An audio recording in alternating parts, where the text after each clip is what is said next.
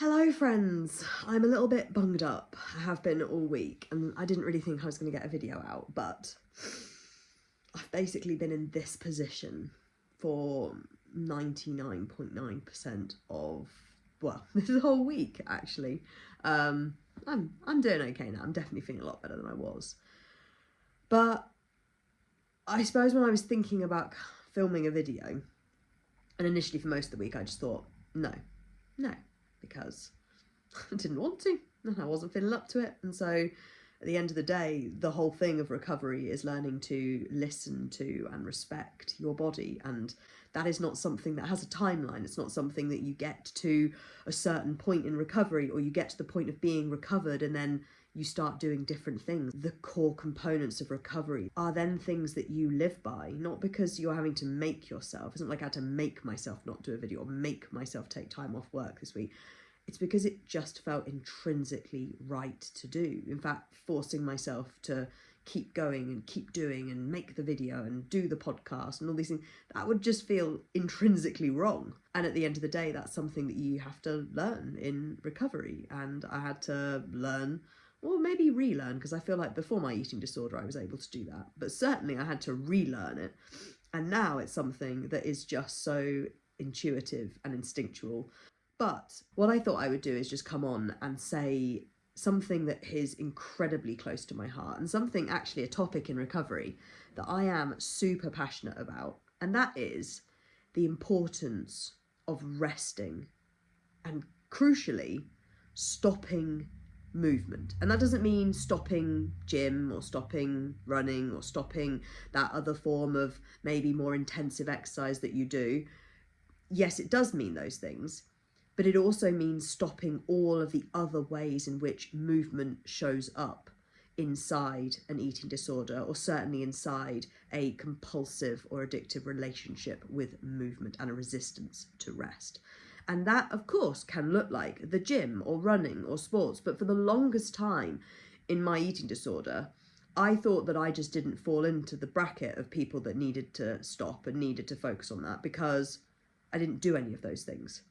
You know, actually, for me, my movement was much more lower level. It was much more busy bee stuff. And yes, it did include walking and yoga and things like this. And through the years of my eating disorder and my various different stumbles and slips in recovery, it looked like different things. But the key component was there was this background tendency to minimize what that movement was, and therefore from my eating disorder's perspective to minimize the necessity of rest. And actually that was complete and utter EDBS. The reality is that anything that is compulsive needs to be stopped. And the truth was as well is that actually I had to get very honest with myself and recognize that the thing that felt really uncomfortable was the idea of sitting and doing nothing. To notice not just the more obvious forms of movement, yes, to do that, but also to notice those lower level forms of movement, whether that was cleaning, tidying, taking the bins out, being the one that jumped up to go and take the post to the post office the moment it was needed to be done, the one that went out and did the poop scooping in the garden for the dogs all the time, that was my job. It meant all of those different things. And it also meant getting honest with myself about where productivity had almost become meshed in with that compulsivity to move. And I realise I could very much go off topic today, and I'm not really wanting to edit this very much, so I apologise. It's going to be much more like my first few videos when I put them on YouTube and I didn't know how to edit and I didn't know how to stop myself from waffling. But I'm going to try and keep to the point. It meant all of those things. But I had to get really brutally honest with myself and recognise that the thing that I was really resistant to was stopping and doing absolutely nothing.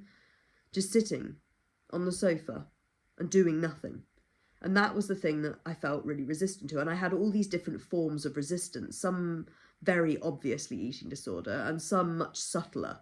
Some was literally like the eating disorder was coming banging at the front door. It was like, oh yeah, okay, that's eating disorder. Others, it was less obvious. It was like eating disorder was trying to come around the back door. It was trying to come at the window, like, oh, let me in here. And I had to get clear with myself that actually it wasn't just walking and yoga that I needed to stop. It was the cleaning and the way that I did that. It was the tidying and my tendency to want everything to be just so. It was my busy bee essence of being the one at a party that was just clearing bits up and tidying bits away. And it was my general demeanour of go and do and be and busy and all of that. And it was also my resistance to actually doing nothing in the form of even productivity, you know, needing to have something that I was doing. And that could even creep in a very seemingly recovery orientated way when I was like, oh, but it's a restful distraction, it's this. And it was like, well, actually, yes, 100% there's a time and a place for those. And I use those a lot in recovery. And they were incredible facilitators for me doing what I needed to do, which was getting my bum on the seat and getting food in my mouth. However, I also had to get honest and go, got to get to the eye of this storm and just sit and do nothing and just stick the telly on. And, you know, actually, even that phrase, do nothing, is kind of annoying because really, when you do that in recovery, you are doing everything. And I suppose that's what's made this come to the surface for me this week, because if I'd not done that work, times like this where I'm ill would have just been uncomfortable. And that was the reality in my eating disorder. When I was unwell, there might have been this sort of sad window of permission that it gave. If that illness met a certain criteria or made me feel poorly enough, might have given me this kind of little window of permission to not have to jump through all those hoops and do those different things. And whilst that was this kind of nice little reprieve, it was also desperately sad in itself, because that's what was required. I had to feel like I was on death's door in order to have some level of permission to stop jumping through all the hoops and doing things. And inevitably there'd be noise either afterwards or before or during, and noise around food or relating to that, and noise around what was I going to do once I was feeling better, and how, and just so much noise and confusion and BS showing up.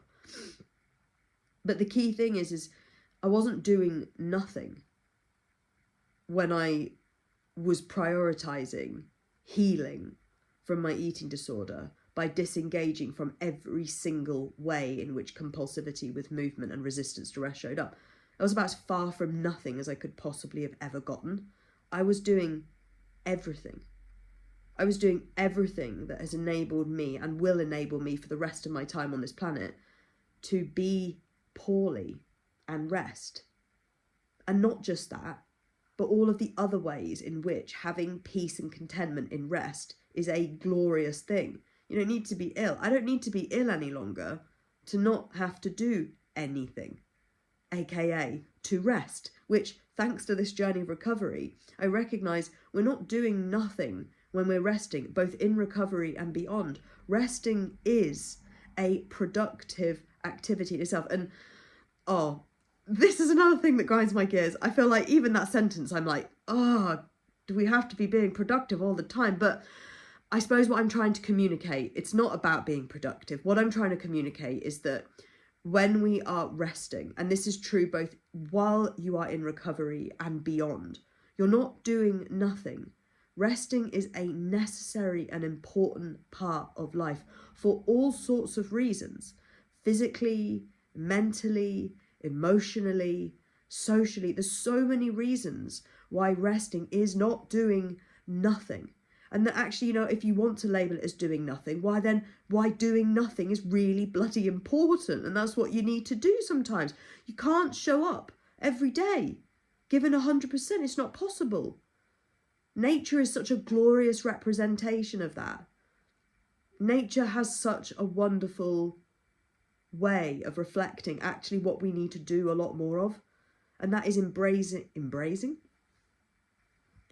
the seasonality of life and the human experience. We cannot be in our spring and summer all year round. We have to autumn, we have to winter.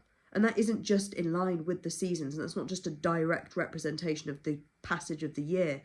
It's just that natural concept that we have to go through times of being quieter and doing less in order to be able to show up and do and give our most. And that's something that I think is so overlooked and so not given the spotlight that it needs and not praised enough. You know, I feel like, and I think maybe there's shifts happening. I hope there's shifts happening. But we live far too much in a world where the praise is centered on the people who are going out and doing and giving and just keep going, pushing yourself. And whoa, she was really tired and she was that, but she was still working this many hours. And don't get me wrong, there are people out there, and they are having to, for various different reasons, push and do way beyond what their bodies are happy with. But that is not something that we should be praising, is not something that we should be looking up to and elevating as something to pursue. Actually, what we should be doing and looking at is what support can we provide to people to enable them to not have to live in that way, so that actually they can be resting and they can be doing nothing, because that is absolutely crucial to not just a joyous human experience, but a baseline meeting human needs kind of human experience. Anyway, I think I've gone slightly off topic, but basically, what I'm wanting to say from the context of recovery is that the you who is prioritizing resting, who is disengaging from every aspect of the ways in which compulsivity around movement shows up for you, the you who is getting really, really into the nitty gritty and turning over every stone and going really snuffling around to discover all the ways in which that compulsivity shows up, and you are disengaging from it boldly and bravely. That is a you that is setting yourself up to not only be ill and rest, but also to be not ill and rest, to be able to say yes spontaneously to that change in plans, to be able to move your body guided entirely by joy and fun, not pressure and a sense of should.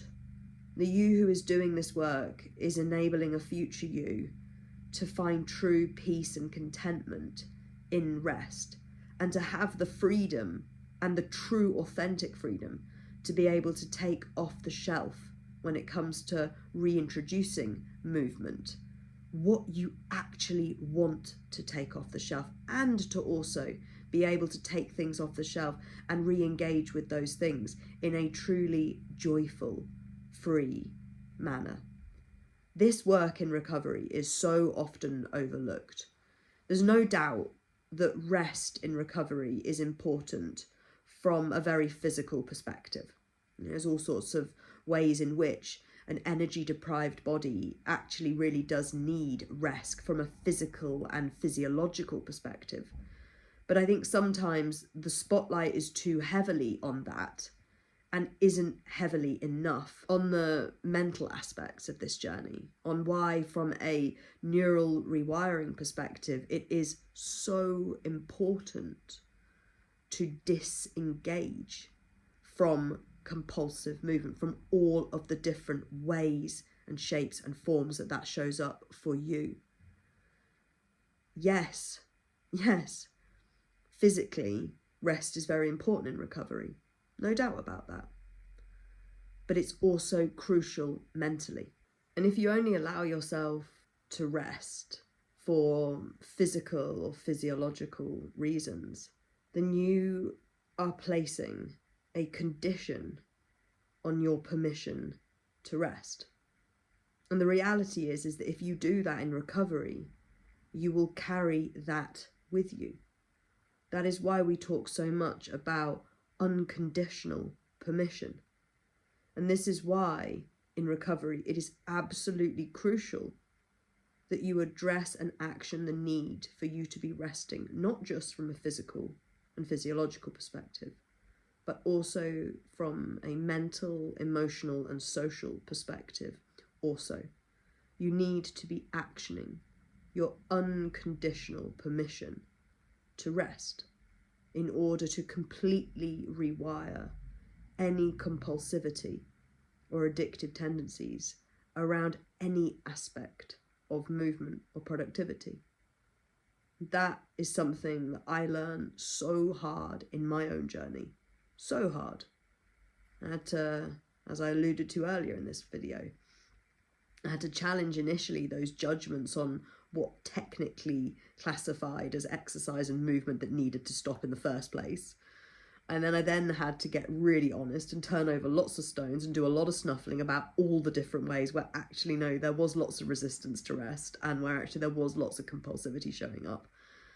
And I then had to also get really clear with myself that if I only gave myself permission to rest when I or somebody else deemed there to be a physical need for that to happen, then I was always going to be locked in a cage when it came to my freedom and peace with rest. And I didn't want to sign up to that.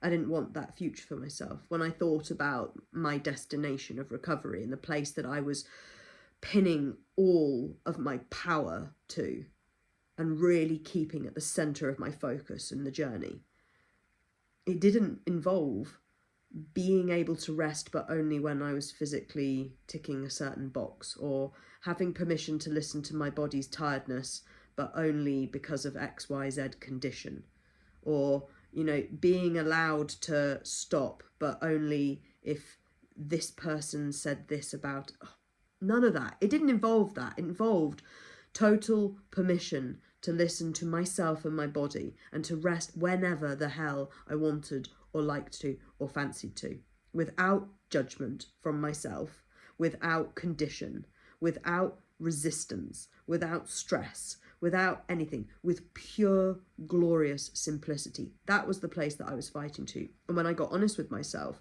if I, in the now, in my recovery journey, actioned this idea that I only really needed to stop and rest when I felt physically that was necessary, then I was not going to be getting to that place of full and complete freedom. And this is something that I think is far too overlooked in a lot of different treatment settings. There needs to be an addressing of the neural rewiring component of challenging compulsivity with movement. There needs to be more discussion and awareness of that, 100%.